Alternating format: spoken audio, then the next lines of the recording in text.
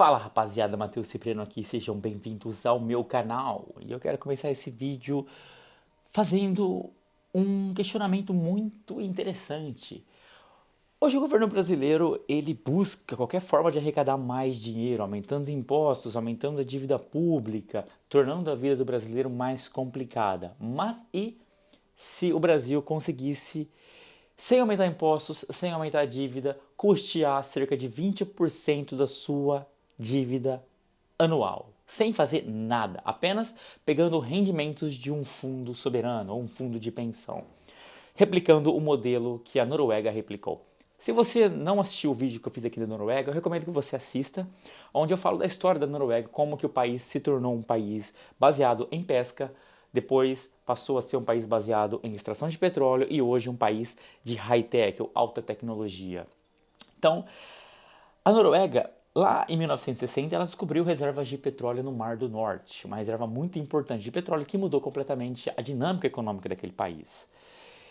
Só que a Noruega, os políticos da Noruega, os cientistas, eles estudaram o passado de países que eram ricos ou que descobriram de forma muito repentina grandes fontes de recurso natural. E esses países, então, eles focavam 100% na extração desse recurso, o que ficou conhecido como maldição dos recursos naturais ou o problema holandês, que basicamente foi aí o foco na extração daquele recurso. Porém, o problema é que esse recurso ele é finito, ele vai acabar um dia, e a sua demanda, o seu preço internacional, ele é ditado pelo mercado, basicamente pela balança de oferta e de demanda. Então, certos momentos da economia vai estar com preço alto, o país ele vai lucrar mais, em certos momentos vai estar com preço mais baixo, o país vai ter uma lucratividade menor. E para não ter esse mesmo problema, a Noruega então ela decidiu criar uma empresa estatal de petróleo, proteger esse mercado e além disso, criar uma política de investimento onde 100% dos recursos líquidos, do retorno líquido que essa empresa estatal petrolífera gerasse, seria destinado para investimentos nesse fundo de pensão.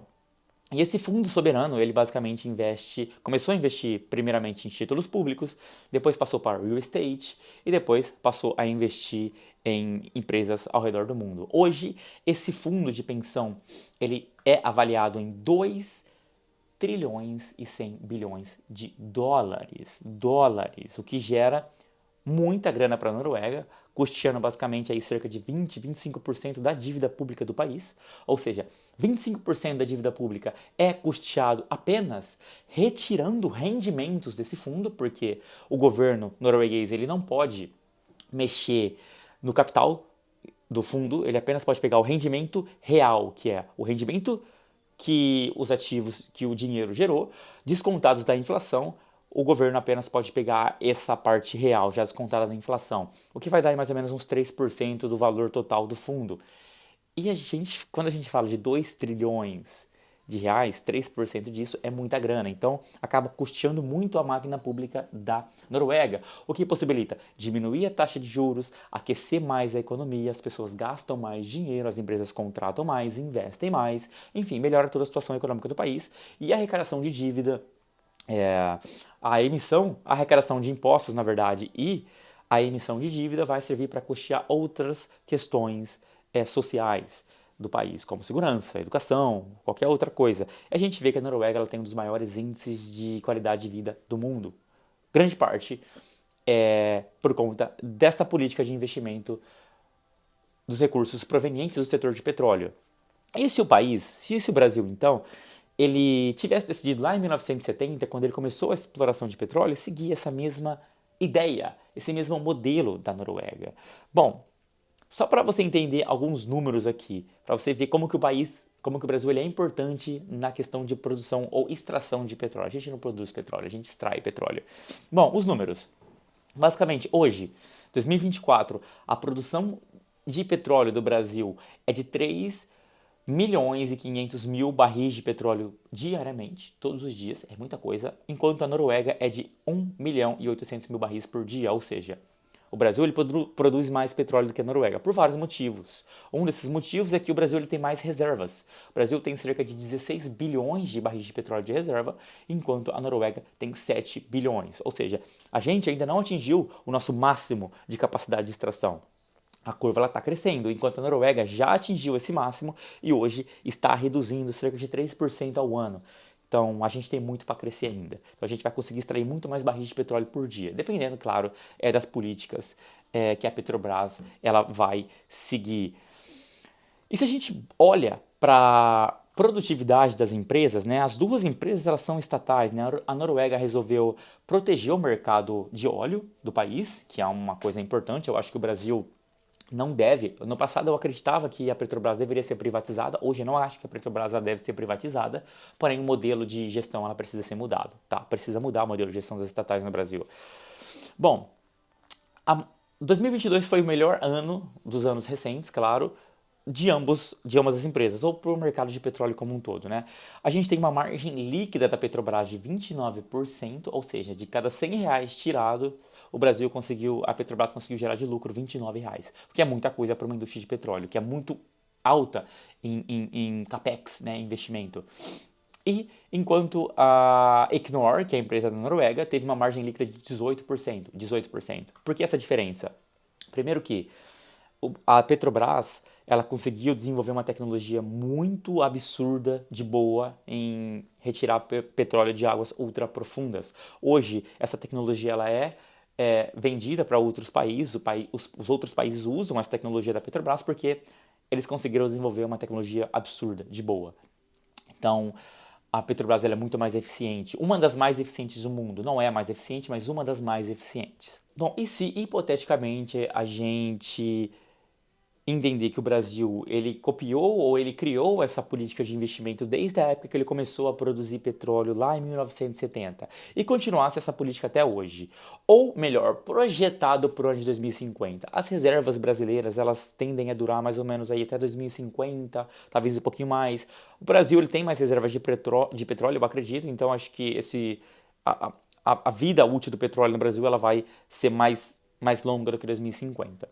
Mas se o Brasil, fazendo essa projeção, se o Brasil tivesse começado a investir lá no passado, nesse fundo, até o ano de 2050, teríamos um fundo soberano de 8 trilhões de dólares, enquanto a Noruega teria de 8,5 trilhões de dólares. Por que a Noruega seria maior? Porque o Brasil ele era muito ineficiente na produção de petróleo. Porque águas profundas é muito difícil você tirar petróleo. O Brasil ele se tornou eficiente na extração recentemente, no passado recente. Antes não era, era muito custoso, era muito complicado. Porém, hoje a gente é muito eficiente. Então, essa eficiência ligado à reserva de petróleo que o Brasil tem, fazendo uma projeção para 2050, o Brasil tem muito dinheiro para ganhar com isso aí.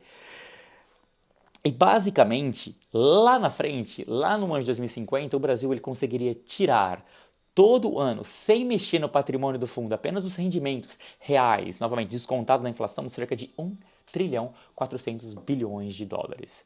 Cerca aí de entre 15 e 20% do custo da máquina pública brasileira. Ou seja, conseguiremos diminuir a taxa de juros, valorizar mais a moeda, pegar a arrecadação de imposto e a dívida pública para custear outros projetos sociais do Brasil. Cara, só tem ganha-ganha nessa situação. Só tem ganha-ganha nisso aqui. Enquanto o orçamento da Noruega seria aí basicamente entre 25% e 30%, né, custeados pela indústria de petróleo. Porque a Noruega já atingiu seu ápice nesse mercado.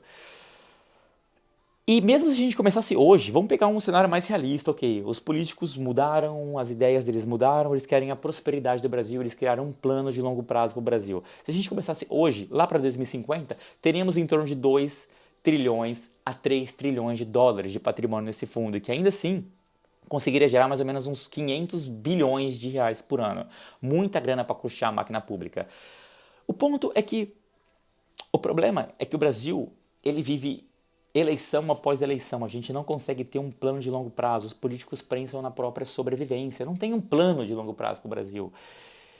E hoje a gente vê que o Fernando Haddad e o governo do PT ele está buscando qualquer forma de se financiar, porque eles acreditam muito fortemente que gastando mais dinheiro com educação, com saúde, você vai ter melhores resultados. Só que isso não é verdade, porque tem muito desvio no meio do caminho, tem muita corrupção. Grande parte disso vem por conta do PT, mas a maioria desse problema é ocasionada pelo próprio sistema político do Brasil, não exclusivamente do PT. E esse é o problema do Brasil, a gente não tem um plano de longo prazo.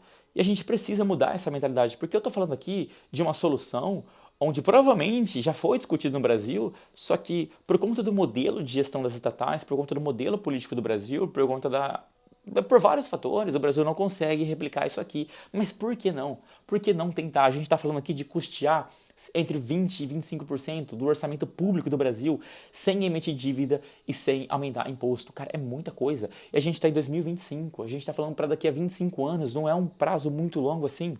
Então, é triste ver que o Brasil ele não tem um plano de longo prazo, mas a gente vê que, olhando para o que deu certo em outros países e replicando para o Brasil, a gente acaba criando soluções bem interessantes. Bom, é isso aí. Tamo junto, valeu e até o próximo vídeo. Escolha bem os seus políticos dos próximos anos para que esse tipo de projeto aqui, seja algo viável para os brasileiros.